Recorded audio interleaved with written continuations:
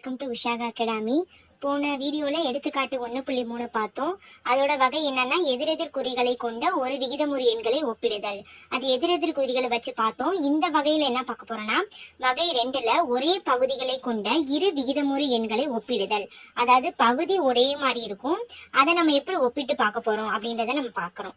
இப்போ 1/3 மற்றும் 4/3 ஒப்பிடுக அப்படின்னு சொல்லியிருக்காங்க. பகுதி சமமா இருந்துச்சுன்னா நம்ம பிரச்சனையே இல்லை, எது பெருசுன்னு நம்மளுக்கு ஈஸியாக கண்டுபிடிச்சிடலாம்.